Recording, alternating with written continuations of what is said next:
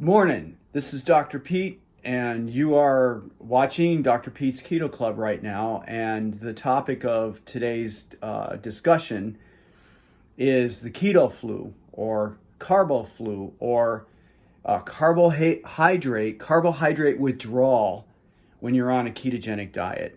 All right, and the reason that I want to talk about this is because number one, I've had two different people that I'm working with express to me when they started working with me that when they first started the keto diet that they had such a bad experience.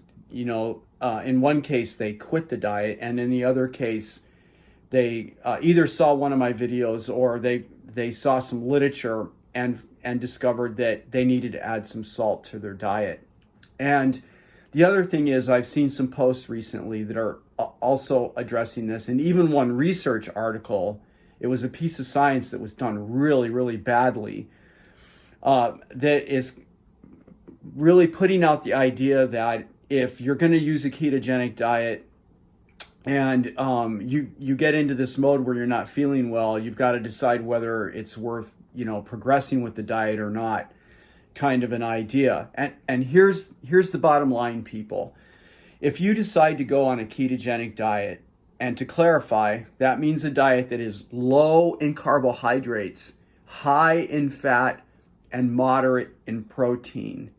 You need to realize that when you drop the carbohydrate load down low, you remove insulin expression. And when the insulin pressure on the kidneys is gone, the kidneys will start to excrete salt and water. On a ketogenic diet, therefore, you need to do two things. You need to make sure that you've got really good hydration, right? You should be drinking a lot of water all day long.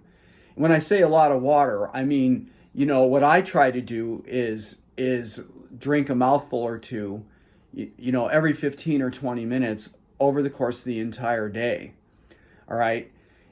If you keep the salt up, and you have to on a ketogenic diet, you need to be eating salt on a ketogenic diet. And the reason is because you've lowered the carbohydrates, which lowers the insulin expression.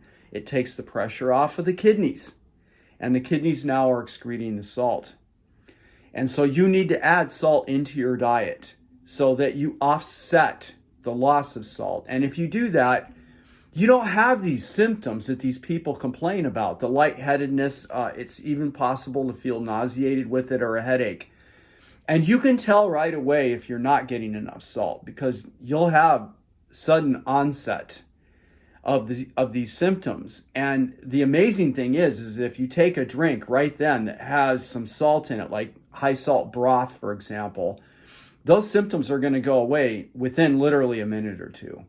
So anybody that knows their salt about this, no pun intended, if you're working with a health coach that knows their business, you will have been counseled about this before you start the diet. When you start the diet, you also need to be adding salt in. Now, one method to do that is to drink a high salt broth. It could be bone broth, it could be chicken broth that you buy at the store, right? The only thing you need to be cautious about that is turn the package around and read the nutrient label.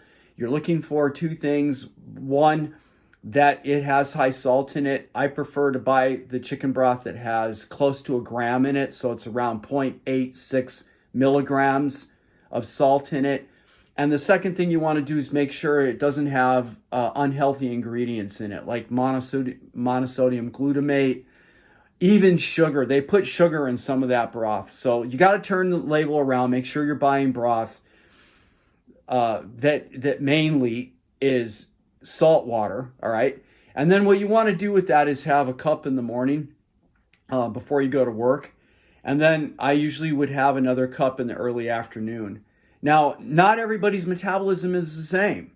And in my case, I need more salt than that. So I make my own electrolyte, which is 4 grams of salt, all right? The solid stuff we shake out, all right? It's 2 grams of potassium chloride, which is sold as a product called no salt. And then I order magnesium chloride from Amazon, and I put 0.4 grams of that into my into a container. All of this is together in a container. And then I dissolve it in about a half a liter of water. All right, about a half a liter of water. Mix it up. I take that to work with me, and then over the course of the day, starting in the morning until I get home in the evening, I will have a mouthful of that. You know, you don't pound the whole jug. You don't drink the whole thing at once, right? You take a little bit of it all day long. A little bit is about a mouthful, and it mitigates those kinds of symptoms entirely. One last thing before I go. Some of us will end up with some muscle cramp issues when we get close to adaptation. Keto adaptation, which remember, takes 2 or 3 months. And the reason I put the magnesium chloride in my electrolyte mixture that I drink is because that takes care of the muscle cramps. As long as I'm drinking my electrolyte every day, I don't have any of the carbo flu, the keto flu, and I also don't have any muscle cramps. So ask questions before you go on the keto diet. One of the worst things you can do is just float around the internet reading what, picking off the tops of these blog excerpts, right? You need to do a little bit of research. If you're working with a health coach, right out of the gate, they should be telling you what I'm telling you. Don't wait for the symptoms.